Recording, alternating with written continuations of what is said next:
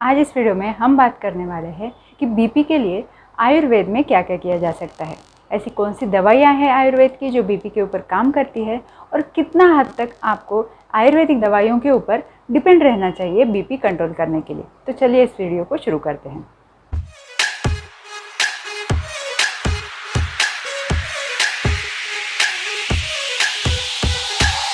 मैं हूँ डॉक्टर सोनल और सबसे पहले हम बात करेंगे कि आयुर्वेद में बीपी के बारे में क्या कहा गया है। ऐसे कई सारे डिसीजेस हैं कि मॉडर्न मेडिसिन में पाए जाते हैं और वैसा ही सेम डिस्क्रिप्शन हमें आयुर्वेद के संहिताओं में भी मिलता है।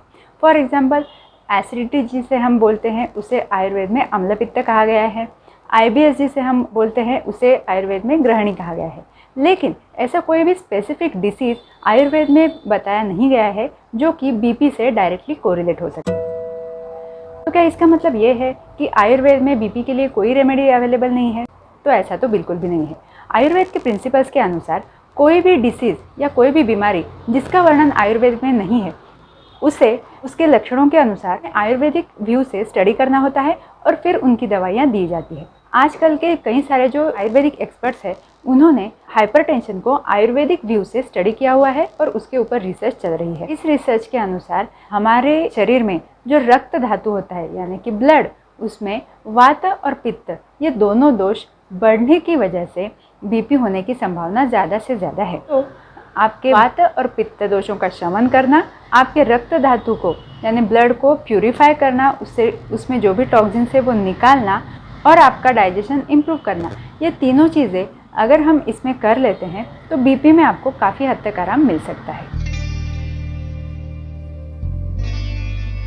आपको इंटरनेट पे ऐसे बहुत सारे वीडियोस और इन्फॉर्मेशन मिल जाएगी कि ये खा लो आपका बीपी हमेशा के लिए ख़त्म हो जाएगा, वो खा लो हमेशा के लिए ख़त्म हो जाएगा। लेकिन ये हवा में बातें करने में कोई मतलब नहीं है।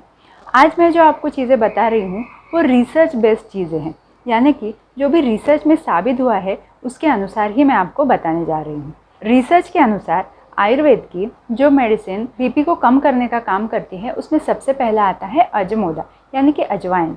तो ये अजवाइन जो है उसका एक्सट्रैक्ट के ऊपर स्टडी किया गया है और वो बीपी को कम करने का काम करती है। सेकंड आता है अश्वगंधा। अश्वगंधा का हमारे नर्वस सिस्टम के ऊपर काफ़ी अच्छा कामिंग इफेक्ट आता है, इसीलिए हाई बीपी में भी अश्वगंधा काफ़ी अच्छे से यूज़ होती है। अश्वगंधा खास करके क्षीरपाक विधि से दूध में उबाल के अगर आप अश्वगंधा लेते हैं तो उसका आपको काफ़ी अच्छा बेनिफिट मिल सकता है।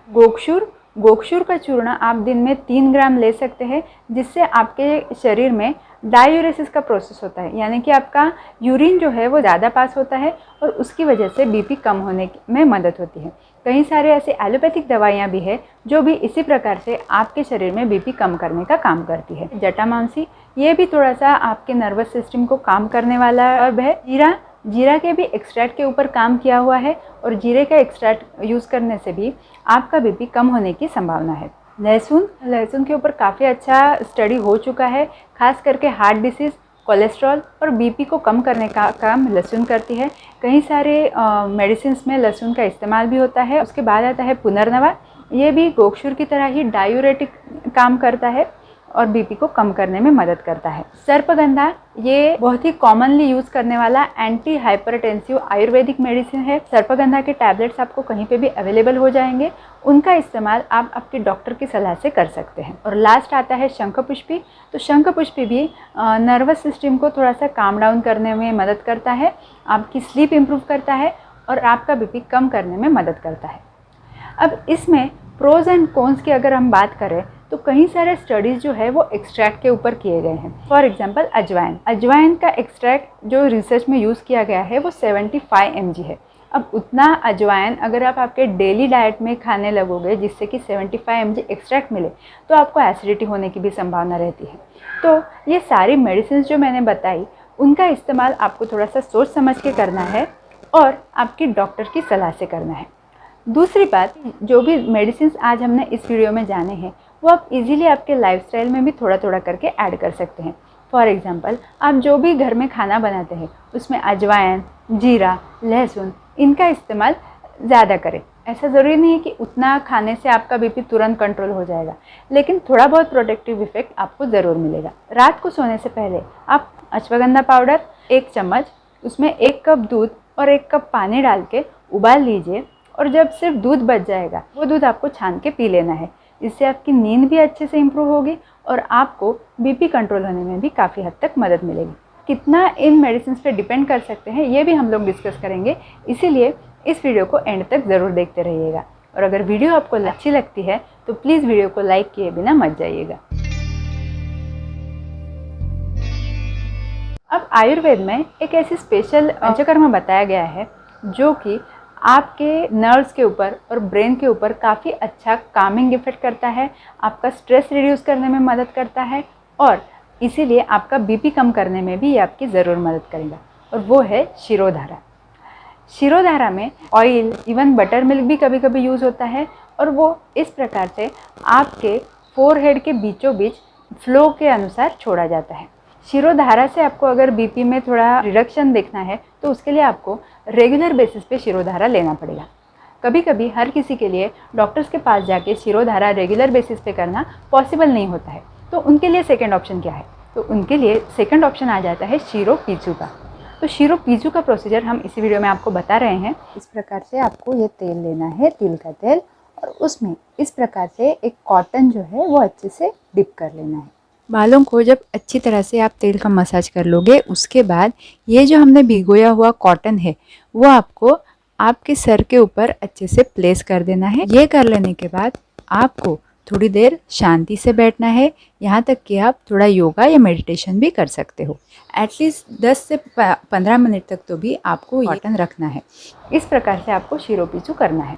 इससे क्या हो जाता है कि आपको शिरोधारा के लगभग 60 to 70% फ़ायदे तो मिलेंगे ही, और शिरोपीचू को अगर आप मेडिटेशन के साथ कंबाइन कर देते हो तो सिर्फ बीपी ही नहीं, आपकी बाकी सारी बीमारियों में भी आपको बहुत अच्छे रिजल्ट देखने को मिलेंगे। हाइपरटेंशन ये एक लाइफस्टाइल डिसऑर्डर है, यानी कि हमारे लाइफस्टाइल में कुछ गलत चीज़ें ऐड हो जाने की वजह से हमें बीपी का सामना ज़्यादा करना पड़ता है। जो हमारी पुरानी आयुर्वेदिक तो जो लाइफस्टाइल है वो आपको बीपी कम करने में काफ़ी हद तक मदद कर सकती है। अगर आप 5 से 6 बजे तक भी उठ जाते हैं तो आपके रूटीन को सेट करने में और बीपी कम करने में ये चीज़ आपको काफ़ी हेल्प करेगी। उसके अलावा सुबह की फ्रेश एयर में आप मॉर्निंग वॉक भी ले सकते हैं, उससे आपका एक्सरसाइज भी हो जाएगा और आपको अनपॉल्यूटेड फ्रेश एयर भी मिलेगी। इससे भी आपका बीपी और हार्ट डिसीज़ कम होने में मदद हो सकती है। आयुर्वेद में आपका रूटीन सेट करने को बहुत ही ज़्यादा इंपॉर्टेंस दी गई है। मैंने पिछले कई वीडियोज़ में भी ये बोला है कि सर्कैडियन रिदम हमारी बॉडी का एस्टैब्लिश करना बहुत ज़रूरी है। इसका मतलब आपको सुबह उठने के तुरंत बाद एक टाइम फिक्स कर लेना होता है जब आपको मोशंस का फीलिंग हो। अगर उसी वक्त आप मोशंस कर लेते हैं तो आपके शरीर से टॉक्सिन्स भी निकल जाते हैं, आपका डाइजेशन भी सही रहता है और इनडाइजेशन की वजह से बीपी या बाकी कोई बीमारियां होने की संभावना कम हो जाती है। वैसे ही आपको आपके खाने पीने का और ब्रेकफास्ट का टाइमिंग भी फिक्स कर लेना है जिससे कि आपका डाइजेशन सही हो। हेल्दी डाइट तो आपको बीपी के लिए लेना ही है। डाइट में क्या क्या लेना चाहिए, क्या क्या नहीं लेना चाहिए, इसके ऊपर हमने एक बहुत ही डिटेल वीडियो बनाई हुई है। उसका लिंक आपको डिस्क्रिप्शन में भी मिल जाएगा और एंड स्क्रीन पे भी मिल जाएगा, तो वो वीडियो भी प्लीज़ जाके चेक कीजिएगा। और एक इम्पॉर्टेंट चीज़ है आपके लाइफस्टाइल में जिससे कि आपका बीपी कम होने में मदद होगी, और वो है पोस्ट मील एक्सरसाइज, यानी कि खाना खाने के बाद आपको धीरे धीरे थोड़ा सा वॉक लेना है। इससे आपका डाइजेशन भी इम्प्रूव होगा और आपको बीपी, डायबिटीज़ ऐसी बीमारियों में भी काफ़ी हद तक इससे फ़ायदा हो सकता है। तो अब चलते हैं हमारे लास्ट सेगमेंट की तरफ, जिसमें हम लोग डिस्कस करने वाले हैं कि कितने हद तक आपको लाइफस्टाइल और आयुर्वेदिक दवाइयों के ऊपर डिपेंड रहना चाहिए आपके बीपी के लिए। अगर आपको मॉडरेट टू सीवियर हाइपरटेंशन है, यानी कि आपका सिस्टोलिक बीपी 150 से ज़्यादा है और डायस्टोलिक बीपी 90 से ज़्यादा है, तो आपको दवाइयों का इस्तेमाल यानी कि एलोपैथिक दवाइयों का इस्तेमाल करना ज़रूरी हो जाता है, क्योंकि हमने पहले भी बोला हुआ है कि अगर आप हाइपरटेंशन को ही कंट्रोल कर लेंगे तो उसके बाकी के आपके कॉम्प्लिकेशंस नहीं होंगे। तो इसीलिए लाइफस्टाइल या आयुर्वेदिक दवाइयों के ऊपर डिपेंड रहने से अच्छा है कि आप एलोपैथी के भी मेडिसिन स्टार्ट कीजिए, उसके साथ साथ डाइट और लाइफस्टाइल करते रहिए। Over the period of time आप बीपी के कॉम्प्लिकेशन से भी बच सकते हैं और मिनिमम दवाइयों पे आपका बीपी कंट्रोल होने की भी संभावना है। दूसरा हो गया, अगर आपको माइल्ड हाइपरटेंशन है, यानी कि आपका बीपी 140 से 150 के बीच में है, सिस्टोलिक बीपी, और आपका डायस्टोलिक बीपी 90 के आसपास है। ऐसी केसेस में अगर आप पहले से कोई दवाई ले रही है तो उसको इमीडिएटली स्टॉप मत करना।